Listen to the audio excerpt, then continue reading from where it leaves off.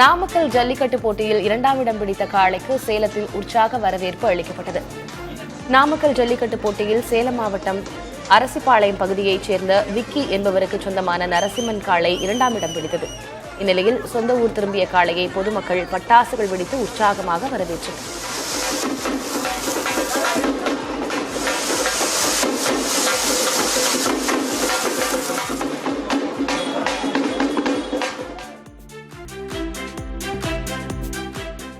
திருச்சி மாவட்டம் முசிறி அருகே தொன்மையான முதுமக்கள் தாழி கண்டெடுக்கப்பட்டுள்ளது. வெள்ளூர் அரசு உயர்நிலைப்பள்ளி மைதானத்தில் பள்ளம் தோண்டிய போது பெரிய அளவிலான பானைக்குள் மண் விளக்கு, எலும்பு துண்டுகள் உள்ளிட்டவை காணப்பட்டன.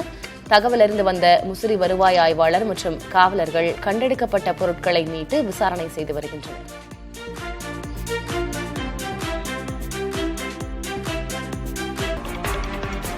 சென்னையின் குடிநீர் தேவைக்காக திருப்போரூர் அருகே 6வது நீர்த்தேக்கம் அமைக்கும் திட்டத்திற்கு முதலமைச்சர் மு.க.ஸ்டாலின் அடிக்கல் நாட்டியுள்ளார். நெமிலி பகுதியில் நடைபெற்ற அடிக்கல் நாட்டு விழாவிற்கு வருகை தந்த முதல்வருக்கு காவல்துறையினர் மரியாதை அளித்தனர். தொடர்ந்து 342 கோடி ரூபாய் செலவில் அமைக்கப்பட இருக்கும் நீர்த்தேக்க திட்டத்திற்கு முதலமைச்சர் ஸ்டாலின் அடிக்கல் நாட்டினார். இவ்விழாவில் துணை முதல்வர் உதயநிதி ஸ்டாலின், அமைச்சர்கள் ஏவ வேலு, அன்பரசன், தலைமைச் செயலர் உள்ளிட்டோர் கலந்து கொண்டனர். 34 கிலோமீட்டர் பரப்பளவில் உருவாகி இருக்கும் ஏரிக்கு மாமல்லன் என பெயர் சூட்டப்பட்டுள்ளது.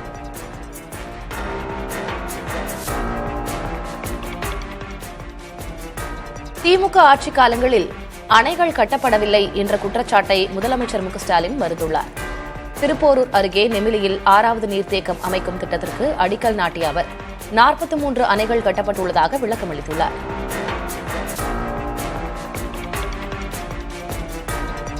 பொதுவா சிலர் உண்மை தெரிந்தும் பலர் உண்மை தெரியாமையிலும் நம்முடைய கழக ஆட்சியில அணைகளை கட்டலன்னு ஒரு பெரிய பொய்ய சொல்லுவாங்க. ஆனா உண்மை நிலை என்ன? நம்முடைய முத்தமிழிலும் கரை கண்ட தலைவர் கலைஞர் அவர்கள் தமிழ்நாட்டினுடைய நீர்நிலைகளை காக்கக்கூடிய செயல்பாடுகளையும் நிறைய செஞ்சிருக்கிறார். 1967ஆம் ஆண்டு திராவிட முன்னேற்ற கழகம் ஆட்சிக்கு வந்ததிலிருந்து 2011 வரை நம்முடைய தமிழ்நாட்டில் 43 அணைகள் கட்டப்பட்டிருக்கு.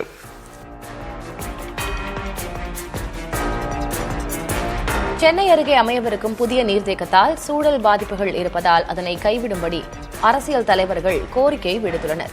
இதுகுறித்து அறிக்கை வெளியிட்டுள்ள அமமுக பொதுச்செயலர் டிடிவி தினகரன், எந்தவித ஆய்வுகளும் மேற்கொள்ளாமல் மக்களின் கருத்துக்களை கேட்காமல் கோவளம் உப வடிநிலத்தில் மாமல்லன் நீர்த்தேக்கம் அமைப்பதை மறுபரிசீலனை செய்ய வேண்டும் என கேட்டுக் கொண்டுள்ளார். நாதக தலைவர் சீமான் வெளியிட்டுள்ள பதிவில், கோவளம் நன்னீர் தேக்க திட்டத்தினால் நேரிட உள்ள சிக்கல்களை கருத்தில் கொள்ள வேண்டும் என கூறியுள்ளார். மக்களின் வாழ்வாதார பாதிப்பு, சூழலியல் சமன்பாட்டை கேள்விக்குள்ளாக்கும் ஆபத்து ஆகியவற்றால் இத்திட்டத்தை உடனடியாக கைவிட வேண்டும் என்று சீமான் வலியுறுத்தியுள்ளார்.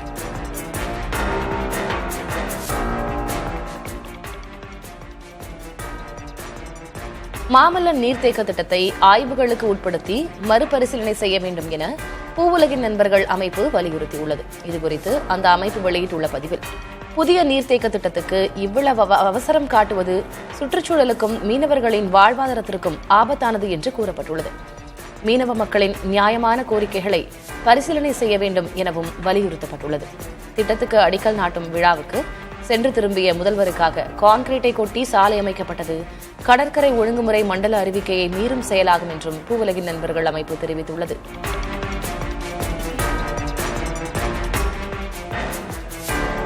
தமிழக சட்டப்பேரவை தேர்தல் நெருங்கும் சூழலில் தமிழ்நாடு கொங்கு இளைஞர் பேரவைத் தலைவர் தனியரசு அதிமுக பொதுச் செயலாளர் எடப்பாடி பழனிசாமியை சந்தித்து பேசியது அரசியல் களத்தில் திடீர் திருப்பத்தை ஏற்படுத்தியுள்ளது. கடந்த நவம்பர் மாதம் முதலமைச்சர் மு.க.ஸ்டாலினை சந்தித்து திமுக கூட்டணிக்கு ஆதரவு தெரிவித்திருந்த தனியரசு தற்போது மீண்டும் அதிமுக பக்கம் திரும்பியுள்ளது கூட்டணி மாற்றத்திற்கான அறிகுறியாக பார்க்கப்படுகிறது.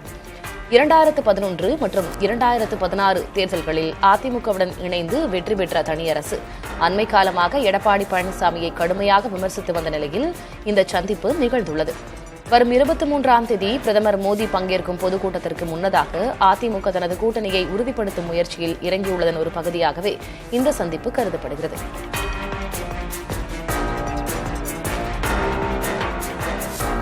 கரூர் துயரச் சம்பவம் தொடர்பான வழக்கு விசாரணைக்காக டெல்லி சிபிஐ அலுவலகத்தில் தாவேகா தலைவர் விஜய் மீண்டும் ஆஜராகியுள்ளார். நேற்று இரவு டெல்லிக்கு வந்தடைந்த விஜய் நட்சத்திர விடுதியில் தங்கியிருந்த நிலையில் இன்று காலை 10 மணி அளவில் சிபிஐ அலுவலகத்தில் ஆஜராகியுள்ளார். அவரிடம் பல்வேறு கேள்விகளை கேட்டு வரும் சிபிஐ அதிகாரிகள் மாலைக்குள் விசாரணையை முடிக்க திட்டமிட்டுள்ளனர். கடந்த ஜனவரி 12ஆம் தேதி முதன்முறையாக ஆஜரான விஜயிடம் 7 மணி நேரம் விசாரணை நடைபெற்ற நிலையில் தற்போது மீண்டும் ஆஜராகியுள்ளார். கடந்த ஆண்டு செப்டம்பர் 27ஆம் தேதி கரூரில் நடந்த கூட்டத்தில் நெரிசல் ஏற்பட்டு 41 பேர் உயிரிழந்தனர். தங்கம் வெள்ளி விலை வரலாறு காணாத அளவுக்கு உயர்ந்துள்ளது. தங்கம் சவரனுக்கு ஒரே நாளில் 1360 ரூபாய் அதிகரித்துள்ளது. சென்னையில் ஒரு சவரன் 1,07,600 ரூபாய்க்கு விற்பனை செய்யப்படுகிறது. இதேபோல வெள்ளி விலையும் புதிய உச்சத்தை தொட்டுள்ளது. 1 கிலோ வெள்ளி 8000 ரூபாய் அதிகரித்துள்ளது. சென்னையில் 1 கிராம் வெள்ளி 318 ரூபாயை எட்டியுள்ளது. தொடர்ந்து தங்கம் விலை அதிகரித்து புதிய உச்சத்தை தொட்டு வருவதால் நகை பிரியர்கள் அதிர்ச்சியடைந்துள்ளனர். இனி சாமானியர்கள் நகையே வாங்க முடியாத நிலை ஏற்பட்டுள்ளதாக மக்கள் தெரிவிக்கின்றனர். தங்கம் விலை வரும் வாரங்களில் தொடர்ந்து அதிகரிக்க வாய்ப்புள்ளதாக சந்தை ஆய்வு நிறுவனங்கள் கணித்துள்ளன. பாதுகாப்பான முதலீடாக கருதி உலகளவில் தங்கத்தில் முதலீடு செய்வது, அமெரிக்க மைய வங்கியின் நகர்வுகள், சர்வதேச அளவிலான போர் பதற்றச் சூழல் உள்ளிட்டவற்றால் தங்கத்தின் விலை உயரக்கூடும் என அந்நிறுவனங்கள் கணித்துள்ளன. அதே நேரம் வெள்ளி விலை குறைய வாய்ப்புள்ளதாக அந்நிறுவனங்கள் தெரிவித்துள்ளன. கேரள மாநிலம் மலப்புரம் மாவட்டத்தில் வரலாற்று சிறப்புமிக்க திருநாவாய பகுதியில் உள்ள பாரத நதிக்கரையில் 250 ஆண்டுகளுக்கு பின் மகாமக மகோற்சவம் கோலாகலமாக தொடங்கியது. கேரளாவின் கும்பமேளா என்று போற்றப்படும் இந்நிகழ்வு வருகிற பிப்ரவரி 3ஆம் தேதி வரை நடைபெறவுள்ளது. பாரத நதியில் நீராடுவது கங்கையில் நீராடுவதற்கு இணையான புண்ணியத்தை தரும் என்பது நம்பிக்கை. இதனால் கங்கை ஆரத்தி போலவே விழாவின் ஒவ்வொரு நாளும் பாரத நதிக்கு ஆரத்தி எடுக்கப்பட உள்ளது. தென்னிந்தியாவின் பல்வேறு பகுதிகளிலிருந்தும் துறவிகள் மற்றும் சாதுக்கள் இந்த விழாவில் பங்கேற்கின்றனர். கேரள சுற்றுலாவிற்கும் ஆன்மீக ஒருமைப்பாட்டிற்கும் ஒரு முக்கிய மைல்கல்லாக இந்த விழா அமையும் என எதிர்பார்க்கப்படுகிறது.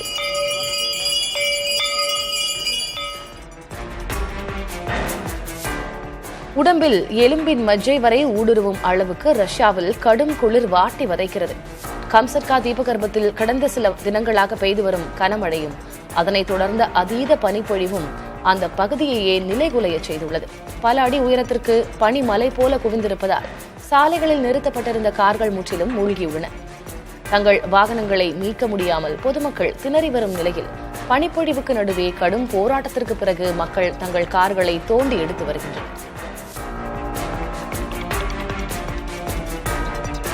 குத்தீட்டி போல உடலை துளைக்கும் பனிப்பொழிவுக்கு மத்தியிலும் ரஷ்ய மக்கள் புன்னகை பூத்த முகத்துடன் இதுவும் கடந்து போகும் என இயற்கையை அனுபவித்து வருகின்றனர். பனிப்படலத்துக்குள் தங்கள் வாகனங்கள் சிக்கியிருப்பதைக் கண்டு அவர்கள் பேசிச் சிரிக்கும் காட்சிகள் இணையத்தில் வைரலாகி வருகின்றன. இத்தாலியில் அடுத்த மாதம் நடைபெறவுள்ள குளிர்கால ஒலிம்பிக் போட்டிகளுக்கான சுடரோட்ட பயணம் அந்நாட்டின் வடக்கு நோக்கிய பகுதிகளில் மிகுந்த உற்சாகத்தோடு தொடர்ந்து வருகிறது. இத்தாலியின் தேசன்சானோ டெல் கார்டா பகுதியில் ஞாயிற்றுக்கிழமை தொடங்கிய ஒலிம்பிக் ஜோதி பயணம் பல்வேறு வரலாற்று சிறப்புமிக்க இடங்களை கடந்து வெரோனா நகரை சென்றடைந்தது. கடந்த மாதம் ரோமில் தொடங்கிய இந்த 12,000 கிலோமீட்டர் நீள பயணம் ஏற்கனவே சார்டினியா, சிசிலி நகரங்கள் வழியாக பயணித்துள்ளது. வரும் பிப்ரவரி 6ஆம் தேதி மிலன் நகரின் சான்சிரோ மைதானத்தை இந்த ஜோதி சென்றடையும் போது பிரம்மாண்டமான தொடக்க விழாவுடன் போட்டிகள் ஆரம்பமாகும். தமிழ்நாடு, புதுச்சேரி மற்றும் காரைக்கால் பகுதிகளிலிருந்து வடகிழக்கு பருவமழை விலகியுள்ளது. கடந்த ஆண்டு அக்டோபர் 16ஆம் தேதி முதல் இன்று வரை 96 நாட்களுக்கு இந்த பருவமழை நீடித்துள்ளது. இது கடந்த முறை வடகிழக்கு பருவமழை 105 நாட்கள் நீடித்திருந்தது குறிப்பிடத்தக்கது.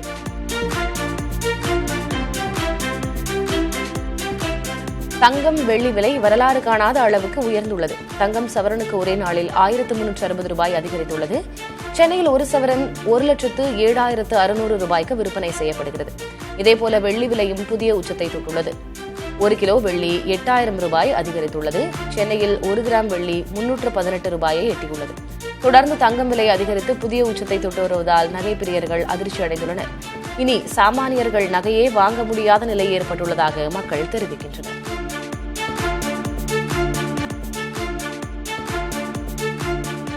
சென்னை பல்கலைக்கழகத்தில் செனட் கூட்டம் நீண்ட காலமாக நடத்தப்படாததால் பல்கலைக்கழகத்தின் முக்கிய நிர்வாக பணிகள் முடங்கியுள்ளன. குறிப்பாக பட்டமளிப்பு விழா நடத்தப்படாததால் சுமார் 1.8 லட்சம் மாணவர்கள் பட்டச் சான்றிதழ் பெற முடியாமல் தவித்து வருகின்றனர். துணைவேந்தர் பதவி காலியாக இருப்பது மற்றும் நிதிக்குழு சிண்டிகேட் கூட்டங்கள் முறையாக நடைபெறாததே இந்த தேக்க நிலைக்கு காரணம் என்று கூறப்படுகிறது. இந்த நிர்வாக சிக்கலால் மாணவர்களின் எதிர்காலம் கேள்விக்குறியாகியுள்ளதாக கல்வியாளர்கள் கவலை தெரிவித்துள்ளனர். தமிழகத்தில் வாக்காளர் பட்டியலில் பெயர் சேர்த்தல், நீக்குதல் மற்றும் திருத்தங்கள் மேற்கொள்வதற்கான கால அவகாசத்தை ஜனவரி 30ஆம் தேதி வரை நீட்டித்து தேர்தல் ஆணையம் உத்தரவிட்டுள்ளது.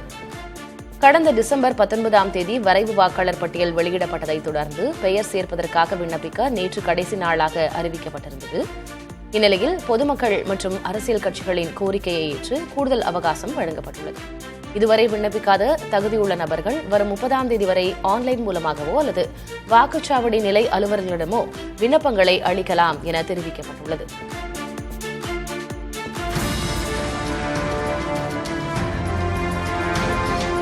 தமிழ்நாட்டில் அதிக மதிப்பிலான பொருட்களை வெளிநாடுகளுக்கு ஏற்றுமதி செய்யும் மாவட்டங்களில் காஞ்சிபுரம் மாவட்டம் முதலிடம் வகிக்கிறது. மத்திய வர்த்தக அமைச்சகத்திடம் உள்ள தரவுகளின்படி கடந்த ஆண்டு ஜனவரி முதல் அக்டோபர் வரை தமிழ்நாட்டிலிருந்து 4.19 லட்சம் கோடி ரூபாய் மதிப்பிலான பொருட்கள் ஏற்றுமதி செய்யப்பட்டுள்ளன. இதில் அதிகபட்சமாக காஞ்சிபுரம் மாவட்டத்திலிருந்து 1,90,628 கோடி ரூபாய் மதிப்பிலான பொருட்கள் ஏற்றுமதி செய்யப்பட்டுள்ளன.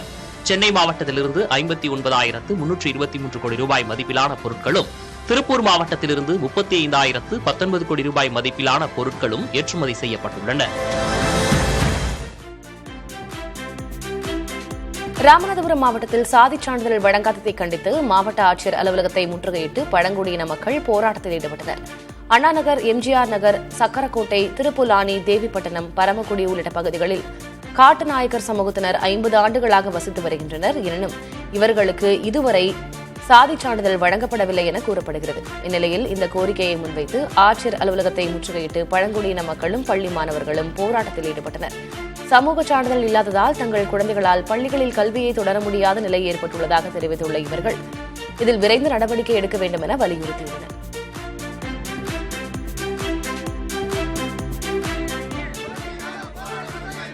நாமக்கல் மாவட்டம் வளையப்பட்டி பகுதியில் விவசாய நிலங்களை கையகப்படுத்தி சிப்காட் அமைக்கும் திட்டத்தை கைவிட வலியுறுத்தி ஆட்சியர் அலுவலகம் முன்பாக கண்டன ஆர்ப்பாட்டம் நடைபெற்றது.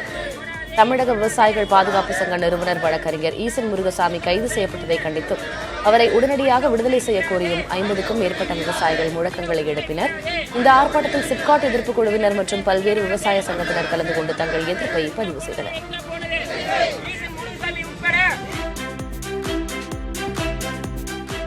கொடைக்கானலில் இந்த ஆண்டு காலநிலை மாற்றத்தால் அலங்கார செர்ரி மலர்கள் தாமதமாக பூக்கத் தொடங்கியுள்ளன. வழக்கமாக ஜனவரி முதல் வாரத்தில் பூத்துக் குலுங்கும் இந்த மலர்கள் கடும் குளிர் மற்றும் அவ்வப்போது பெய்த மழையால் தற்போது ஜனவரி 3ஆம் வாரத்தில் பூக்கத் தொடங்கியுள்ளன. இளஞ்சிவப்பு நிறத்தில் பூத்துள்ள இந்த மலர்கள் சுற்றுலா பயணிகளை வெகுவாக கவர்ந்து வருகின்றன. நெல்லை மாவட்டம் விக்ரமசிங்கபுரம் மற்றும் அதன் சுற்றுவட்டார பகுதிகளில் கடந்த 15 நாட்களாக 2 கரடிகள் உலா வருவது பொதுமக்களிடையே அச்சத்தை ஏற்படுத்தியுள்ளது. முண்டந்துறை புலிகள் காப்பகத்திலிருந்து வெளியேறும் இந்த கரடிகள் இரவு நேரங்களில் குடியிருப்புகளுக்குள் புகுந்து உணவு தேடி வருகின்றன. இதனால் மக்கள் வீட்டை விட்டு வெளியே வர அச்சமடைந்துள்ளனர்.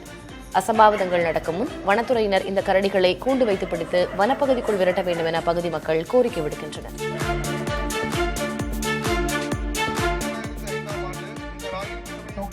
காரைக்காலில் கால்நடைத்துறை சார்பில் செல்ல பிராணிகளுக்கான கண்காட்சி நடைபெற்றது. பொங்கல் பண்டிகையை முன்னிட்டு சுற்றுலாவை மேம்படுத்தும் விதமாக மாவட்ட நிர்வாகம் சார்பில் கார்னிவல் நிகழ்ச்சி நடைபெற்றது. இதன் ஒரு பகுதியாக வீட்டில் வளர்க்கப்படும் செல்ல பிராணிகளான நாய், பூனைகளுக்கான கண்காட்சி காரைக்கால் கடற்கரை சாலையில் நடைபெற்றது. இதில் உரிமையாளர்களின் கட்டளைக்கு ஏற்ப செல்ல பிராணிகள் நடந்து கொண்ட விதம் காண்போரை வியப்பில் ஆழ்த்தியது.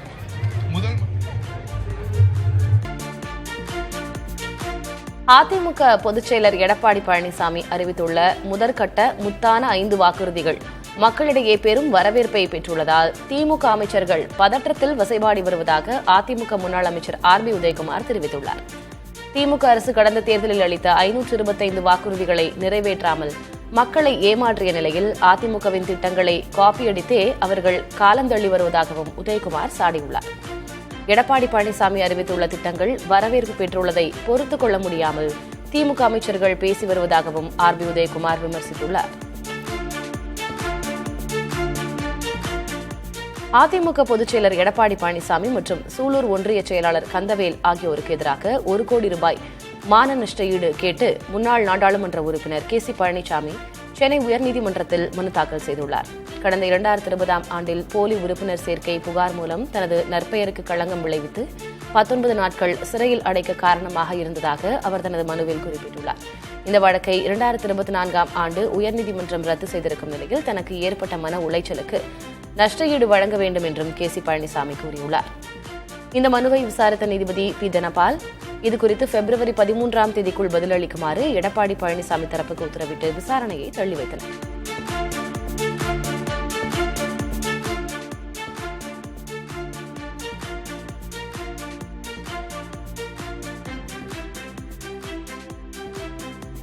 பாட்டாளி மக்கள் கட்சியின் பெயர், சின்னம் மற்றும் கொடி ஆகியவற்றை அன்புமணி தரப்பினர் பயன்படுத்த தடை விதிக்க கோரி அக்கட்சியின் நிறுவனர் ராமதாஸ் தரப்பில் வழக்கு தொடரப்பட்டுள்ளது. ராமதாஸ் ஆதரவாளர் அருள் சார்பில் சென்னை உரிமையியல் நீதிமன்றத்தில் தொடரப்பட்டுள்ள வழக்கில் அன்புமணியை பாமக தலைவராக கருத முடியாது என்றும் அவருக்கு அத்தகைய சட்ட அதிகாரம் இல்லை என்றும் டெல்லி உயர்நீதிமன்றம் ஏற்கனவே தீர்ப்பளித்துள்ளதாக சுட்டிக்காட்டப்பட்டுள்ளது. மேலும் சென்னை உயர்நீதிமன்றத்தில் தாக்கல் செய்த ரிட் மனுவில் கூட்டணி தொடர்பாக அரசியல் கட்சிகளோடு பேச்சுவார்த்தை நடத்துவதற்கு ராமதாஸ் தரப்புக்கு மட்டுமே அதிகாரம் உள்ளதால் கட்சியின் கொடி, பெயர், சின்னம் போன்றவற்றை பயன்படுத்த தடை விதிக்க வேண்டும் என்று கூறப்பட்டுள்ளது. இந்த 2 மனுக்களும் நாளை விசாரணைக்கு வரும் என்று தெரிகிறது.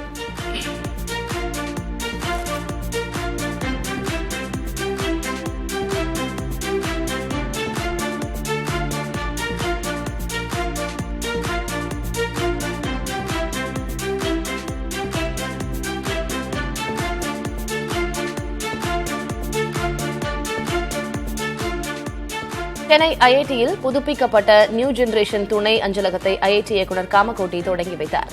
புதிதாக திறக்கப்பட்ட அஞ்சலகம் இலவச வைஃபை, புத்தகங்கள் உள்ளிட்ட வசதிகளோடு அமைக்கப்பட்டுள்ளது. அஞ்சலகத்தை பார்வையிட்ட பின் செய்தியாளர்களை சந்தித்த இயக்குநர் காமகோட்டி ஐஐடியின் கல்வி சக்தி திட்டத்தை கிராமப்புறத்தில் உள்ள மாணவர்களுக்கும் கொண்டு செல்வதற்காக அஞ்சலகம் ஏற்படுத்தப்பட்டுள்ளதாக தெரிவித்தார்.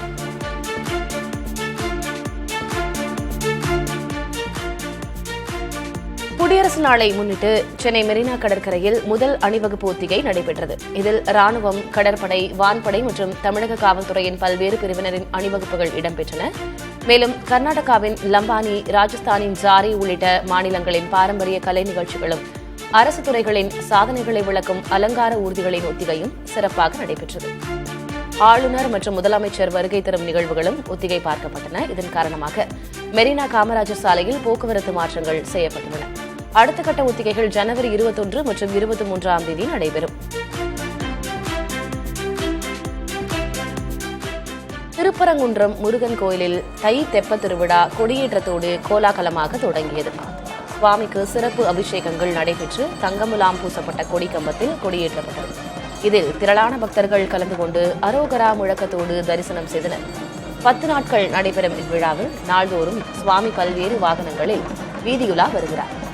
விழாவின் முக்கிய நிகழ்வாக ஜனவரி 27ஆம் தேதி தேரோட்டமும், சிகர நிகழ்ச்சியாக ஜனவரி 28ஆம் தேதி தெப்ப உற்சவமும் நடைபெறவுள்ளது.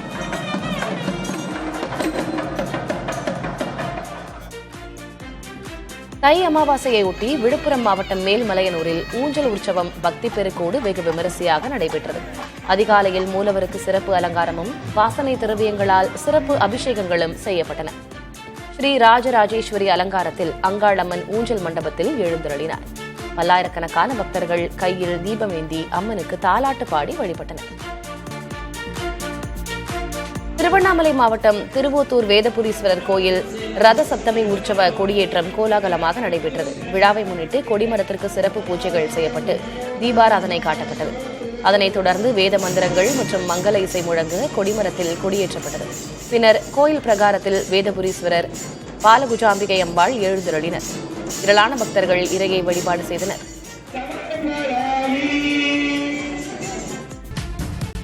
பாஜக தேசிய தலைவர் தேர்வு இன்று நடைபெறவுள்ளது. இதற்காக பாஜக முக்கிய நிர்வாகிகள், அக்கட்சியின் ஆளும் மாநிலங்களின் முதல்வர்கள், மாநில தலைவர்கள் டெல்லியில் குவிந்துள்ளனர். வேட்புமனு தாக்கல், இதன்பின் வேட்புமனு வாபஸ், வேட்புமனு பரிசீலனைக்கு பின் புதிய தலைவர் பெயர் மாலை 6:30 மணியளவில் அறிவிக்கப்படும்.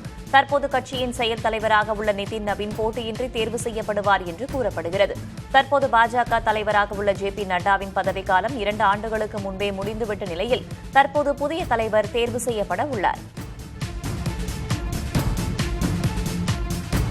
சபரிமலையில் மண்டல மற்றும் மகர விளக்கு பூஜை இன்றுடன் நிறைவடையும் நிலையில் பந்தள அரச குடும்பத்தின் தரிசனத்திற்கு பின் நாளை நடை அடைக்கப்படுகிறது. மண்டல மற்றும் மகர விளக்கு பூஜைக்காக கடந்த நவம்பர் 16ஆம் தேதி நடை திறக்கப்பட்டது. அதைத் தொடர்ந்து 61 நாட்களாக பூஜைகள் நடைபெற்று வரும் நிலையில் பொன்னம்பலமேட்டில் மகர ஜோதி தரிசனமும் நடைபெற்றது. இந்நிலையில் பந்தள அரச குடும்பத்தினர் தரிசனத்துடன் ஹரிவராசனம் பாடல் பாடப்பட்டு நாளை நடை அடைக்கப்படுகிறது. இதற்கிடையே அரவணை பிரசாத விற்பனை கவுண்டர்களில் பக்தர்களின் கூட்டம் அலைமோதுகிறது. தரிசனத்திற்காக வந்த பக்தர்கள் பிரசாதம் வாங்க நீண்ட வரிசையில் பல மணி நேரம் காத்திருக்கும் நிலை ஏற்பட்டுள்ளது. ராஜஸ்தானில் எதிர்க்கட்சி ஆதரவாளர்களின் பெயர்கள் வாக்காளர் பட்டியலிலிருந்து நீக்கப்பட்டுள்ளதாக காங்கிரஸ் கட்சி குற்றஞ்சாட்டியுள்ளது.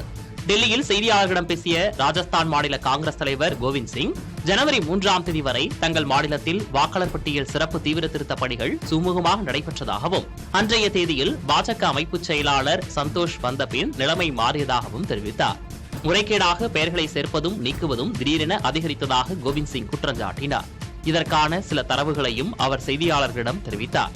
வாக்காளர் பட்டியலில் பெயர் சேர்ப்பு நீக்கத்திற்கான அவகாசம் நீட்டிக்கப்பட்டதும் இதில் சந்தேகத்தை ஏற்படுத்துவதாகவும் அவர் கூறினார்.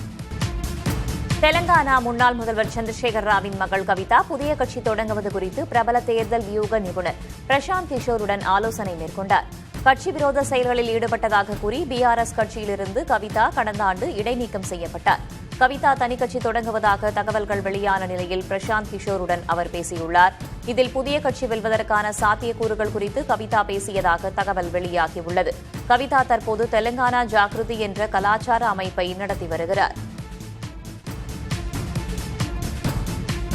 ஐக்கிய அரபு அமீரக அதிபர் ஷேக் முகமது அல் நஹ்யான் ஒருநாள் பயணமாக இந்தியா வந்துள்ளார். ஏமன் விவகாரத்தில் சவுதி அரேபியா ஐக்கிய அரபு அமீரகம் இடையே மோதல் போக்கு நிலவும் நிலையில் இப்பயணம் கவனம் பெறுகிறது. இப்பயணத்தின் போது காசா அமைதி திட்டம், இருதரப்பு வர்த்தகம் உள்ளிட்ட அம்சங்கள் குறித்தும் ஐக்கிய அரபு அமீரக தலைவர் பிரதமர் மோடியுடன் பேசுவார் என தெரிகிறது. ஷேக் முகமது அல் நஹ்யான் அதிபரான பின் இந்தியா வருவது இது 3வது முறையாகும். சர்வதேச பொருளாதார மன்றத்தின் மாநாடு சுவிட்சர்லாந்தில் தொடங்கியுள்ளது. சர்வதேச பொருளாதார சூழல்கள், சவால்கள் குறித்து இக்கூட்டத்தில் பல்வேறு நாடுகளின் தலைவர்கள் விவாதிக்க உள்ளனர். அமெரிக்க அதிபர் டிரம்ப் மற்றும் ஜெர்மனி, பிரான்ஸ், யுக்ரைன் உள்ளிட்ட 64 நாடுகளின் தலைவர்கள் இதில் பங்கேற்கின்றனர். இந்தியாவிலிருந்து அஸ்வினி வைஷ்ணவ், சிவராஜ் சிங் சௌகான், பிரகலாத் ஜோஷி, ராம்மோகன் நாயுடு ஆகிய 4 மத்திய அமைச்சர்கள் பங்கேற்கின்றனர். முதலீடுகளை ஈர்ப்பதற்கான முயற்சிகளும் மேற்கொள்ளப்படும் இக்கூட்டத்தில் ஆந்திர முதல்வர் சந்திரபாபு நாயுடு, தெலுங்கானா முதல்வர் ரேவந்த் ரெட்டி, மகாராஷ்டிர முதல்வர் பட்னாவிஸ், அசாம் முதல்வர் ஹிமந்த பிஸ்வ சர்மா, ஜார்க்கண்ட் முதல்வர் ஹேமந்த் சோரன், மத்திய பிரதேச முதல்வர் மோகன் யாதவ் ஆகியோரும் பங்கேற்க உள்ளனர். கர்நாடகா, குஜராத் ஆகிய மாநிலங்கள் தங்கள் அமைச்சர்களை இக்கூட்டத்திற்கு அனுப்பியுள்ளனர். உத்தரப்பிரதேசம், கேரளா ஆகிய மாநில அரசுகளும் தத்தமது பிரதிநிதிகளை அனுப்பியுள்ளனர்.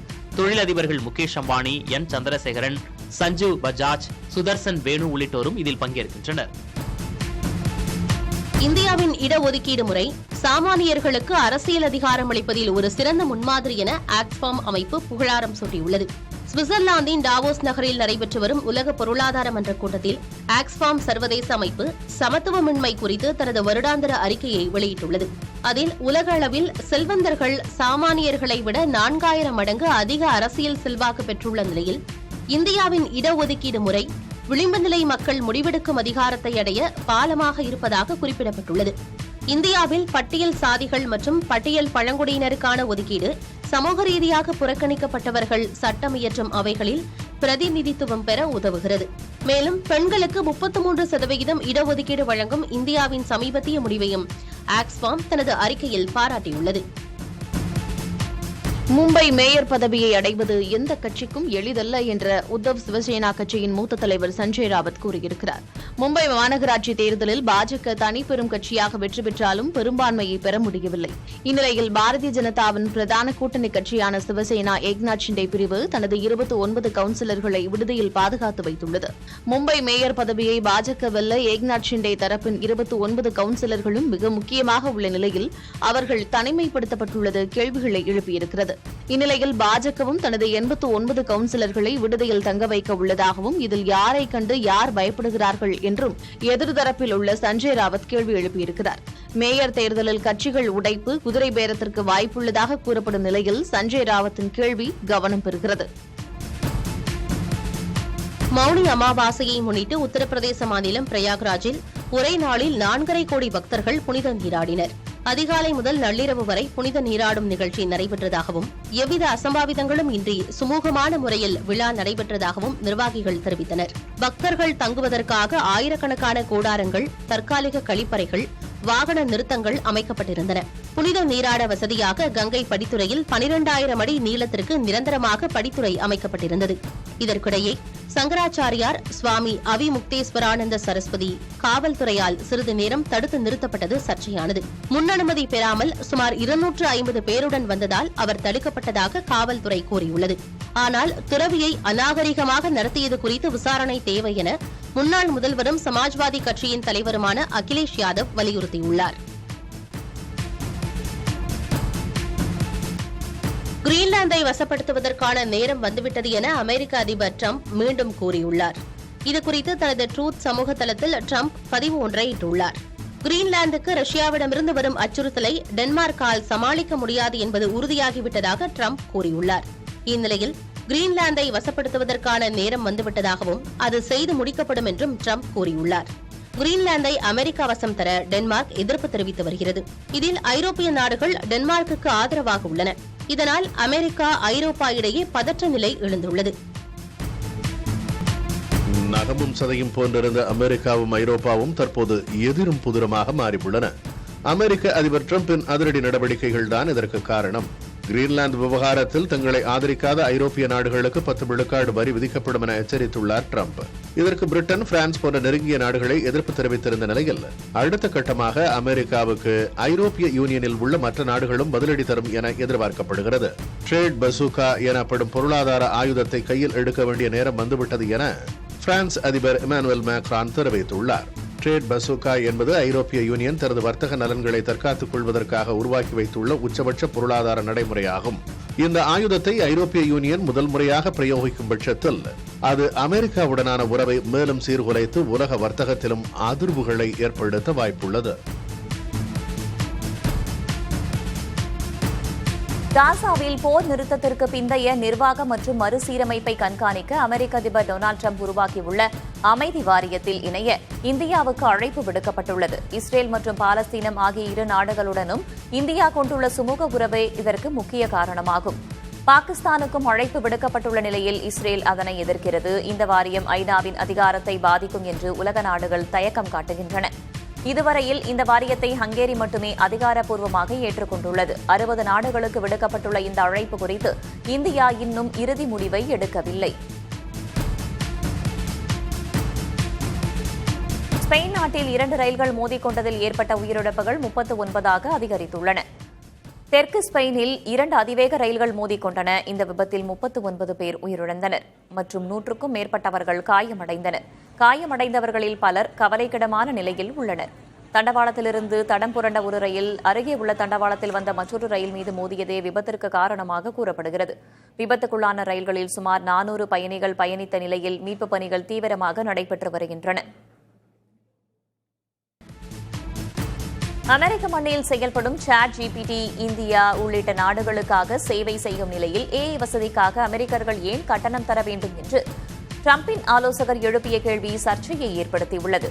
அதிபர் டொனால்டு டிரம்பின் வர்த்தக ஆலோசகர் பீட்டர் நபோரா இந்தியாவின் ஏஐ சேவைக்கு அமெரிக்கர்கள் ஏன் கட்டணம் செலுத்த வேண்டும் என்று வினவியுள்ளார். சாட் ஜிபிடி போன்ற ஏஐ தொழில்நுட்ப சேவை அளிக்கும் நிறுவனங்கள் அமெரிக்க மண்ணில் அமெரிக்காவின் மின்சாரத்தை உபயோகிப்பதாகவும் அவர் சுட்டிக்காட்டியுள்ளார். ஆனால் இந்தியா மற்றும் இதர நாடுகளின் வாடிக்கையாளர்களுக்காகவே ஏஐ நிறுவனங்கள் பணியாற்றுவதாகவும் அவர் குறிப்பிட்டார். அதேபோல வெளிநாட்டவர் அமெரிக்காவில் வேளாண் நிலங்களை வாங்குவது பொருளாதார தாக்கத்தை ஏற்படுத்தும் என்று அச்சம் தெரிவித்துள்ளார். சுவிட்சர்லாந்தின் பனி படர்ந்த மலை சிகரங்களில் நடைபெற்ற உலகக்கோப்பை பனிச்சறுக்கு போட்டியில் பிரான்ஸ், ஜப்பான் நாட்டு வீரர்கள் புதிய சாதனையை படைத்துள்ளனர். சுவிஸ் ஆல்ப்ஸ் மலைப்பகுதியில் நடைபெற்ற இந்த ஸ்னோபோர்ட் ஸ்லோப் ஸ்டைல் போட்டியில் பிரான்சின் 19 வயது வீரர் ரொமைன் ஆல்மன் தங்கப்பதக்கம் வென்று வரலாற்று சாதனை படைத்துள்ளார். இந்த பிரிவில் உலகக்கோப்பையை வெல்லும் முதல் பிரெஞ்சு வீரர் இவர் ஒலிம்பிக் சாம்பியன் உள்ளிட்ட ஜாம்பவான்களை பின்னுக்கு தள்ளி இந்த வெற்றியை பெற்றார். மகளிர் பிரிவில் ஜப்பானின் முராசே கொகோமோ முதலிடத்தை பிடித்தார்.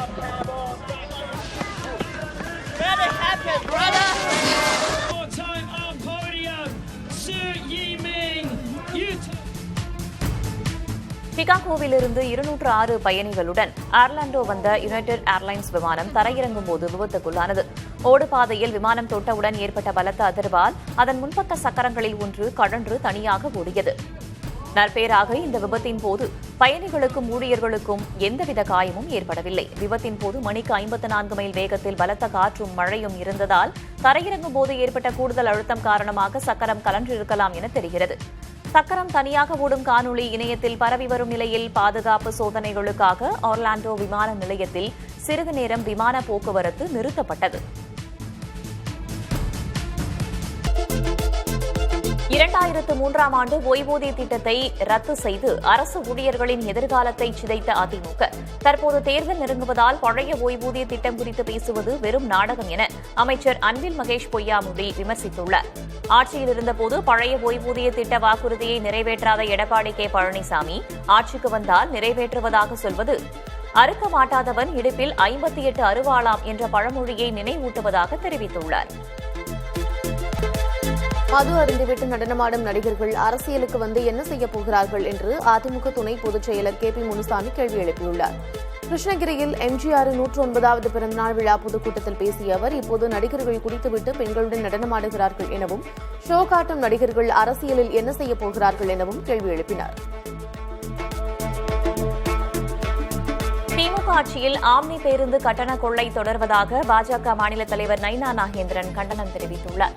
இதுகுறித்து அறிக்கை வெளியிட்டுள்ள அவர், அனைத்து பண்டிகை காலங்களிலும் ஆம்னி பேருந்து கட்டணம் விண்ணை தொடுவதாக குறிப்பிட்டுள்ளார். கண் துடைப்புக்காக திமுக அமைச்சர்கள் ஆம்னி கட்டண உயர்வை எச்சரிப்பது தொடர்கதையாகி வருகிறதே தவிர மக்களின் பணம் சுரண்டப்படுவது நின்றபாடில்லை என்றும் விமர்சித்தார். தமிழக காங்கிரஸ் கட்சியின் 71 மாவட்டங்களுக்கான புதிய தலைவர்களை தேசிய தலைமை அதிரடியாக அறிவித்துள்ள நிலையில் இதில் முதல் முறையாக 4 பெண் மாவட்ட தலைவர்கள் உட்பட 68 புதிய முகங்களுக்கு வாய்ப்பு வழங்கப்பட்டுள்ளது. குறிப்பாக மாநில தலைவர் செல்வ பெருந்தகைக்கு எதிரானவர்கள் நீக்கப்பட்டு முன்னாள் மத்திய அமைச்சர் ப சிதம்பரத்தின் ஆதரவாளர்கள் அதிக அளவில் நியமிக்கப்பட்டுள்ளதாக அரசியல் வட்டாரத்தில் பேசப்படுகிறது. ஜல்லிக்கட்டு மீதான தடையை நீக்க கோரி போராட்டத்தில் ஈடுபட்ட வழக்கிலிருந்து அமைச்சர் கோவி செழியன் உள்ளிட்டோர் விடுவிக்கப்பட்டுள்ளனர். கும்பகோணத்தில் 2017ஆம் ஆண்டு ஜல்லிக்கட்டு மீதான தடையை நீக்க கோரி ரயில் மறியல் போராட்டம் நடைபெற்றது. இது தொடர்பாக கோவி செழியன், சாக்கோட்டை அன்பழகன் உள்ளிட்டோர் மீது வழக்கு பதியப்பட்டது. வழக்கு தஞ்சை சிறப்பு நீதிமன்றத்தில் நடைபெற்று வந்த நிலையில் வழக்கிலிருந்து அமைச்சர் கோவி செழியன் உள்ளிட்ட 4வரையும் விடுதலை செய்து நீதிபதி உத்தரவிட்டார். குடியரசு தினத்தை முன்னிட்டு சென்னை மெரினா கடற்கரையில் முதல் அணிவகுப்பு ஒத்திகை நடைபெற்றது. இதில் ராணுவம், கடற்படை, வான்படை மற்றும் தமிழக காவல்துறையின் பல்வேறு பிரிவினரின் அணிவகுப்புகள் இடம்பெற்றன. மேலும் கர்நாடகாவின் லம்பானி, ராஜஸ்தானின் ஜாரி உள்ளிட்ட மாநிலங்களில் பாரம்பரிய கலை நிகழ்ச்சிகளும் அரசு துறைகளின் சாதனைகளை விளக்கும் அலங்கார ஊர்திகளின் ஒத்திகையும் சிறப்பாக நடைபெற்றது. கோபிச்செட்டிப்பாளையம் அருகே குடும்ப தகராறில் துப்பாக்கியால் சுட்ட அதிமுக பிரமுகரிடம் போலீசார் விசாரணை மேற்கொண்டுள்ளனர். கோபிச்செட்டிப்பாளையம் ஆண்டவர் மலையைச் சேர்ந்த விவசாயி கோபிநாத் அதிமுக ஈரோடு மேற்கு மாவட்ட மாணவர் அணி இணைச் செயலாளராக உள்ளார். குடும்ப தகராறில் கோபிநாத் தனது உரிமம் பெற்ற துப்பாக்கியை எடுத்து வானத்தை நோக்கி 3 முறை சுட்டுள்ளார். இது அந்த பகுதியில் அதிர்ச்சியை ஏற்படுத்திய நிலையில் கோபிநாத்திடம் போலீசார் விசாரணை நடத்தி வருகின்றனர்.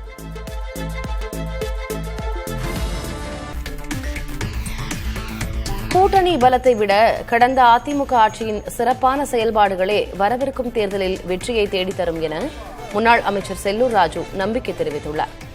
மதுரையில் செய்தியாளர்களிடம் பேசிய அவர், எடப்பாடி பழனிசாமியின் வாக்குறுதிகள் திமுகவினரிடையே பெரும் கலக்கத்தை ஏற்படுத்தியுள்ளதாக கூறினார். இந்திரா காந்தி பிரதமராகவும் கருணாநிதி முதல்வராகவும் இருந்த காலத்திலேயே வலுவான கூட்டணிகள் தோற்றிருப்பதை சுட்டிக்காட்டிய அவர், மக்கள் செல்வாக்கே பிரதானம் என விளக்கமளித்தார். மேலும் ஓ பன்னீர்செல்வம் உள்ளிட்டோர் மீண்டும் கட்சியில் இணைவது குறித்து அதிமுக பொதுச் செயலர் எடப்பாடி பழனிசாமியே முடிவெடுப்பார் என்றும் செல்லூர் ராஜு தெரிவித்தார். உரிமைகளுக்காக போராடிய கரிக்கோடி விவசாயிகளை சிறையில் அடைப்பதா என பாமக தலைவர் அன்புமணி கேள்வி எழுப்பியுள்ளார். சமூக வலைதளத்தில் அவர் வெளியிட்டுள்ள பதிவில், கரிக்கோழி வளர்ப்புக்கான கூலியை கிலோவுக்கு 20 ரூபாயாக உயர்த்தி வழங்க வேண்டும் என போராடிய கோழிப்பண்ணை விவசாயிகளை காவல்துறை கைது செய்தது கண்டிக்கத்தக்கது எனவும், உழவர்களின் வாக்குகளை பெற்று ஆட்சிக்கு வந்த திமுக பெருநிறுவனங்களின் கையாளாக மாறி அவர்களை ஒடுக்கி வருகிறது என்றும் குற்றம் சாட்டியுள்ளார். கரிக்கோழி வளர்ப்புக்கு கிலோவுக்கு 20 ரூபாய் கூலி வழங்க வேண்டும் என்ற கோரிக்கையை கோழி வளர்ப்பு பெருநிறுவனங்கள் ஏற்றுக்கொள்வதை திமுக அரசு உறுதி செய்ய வேண்டும் என்று அன்புமணி வலியுறுத்தியுள்ளார்.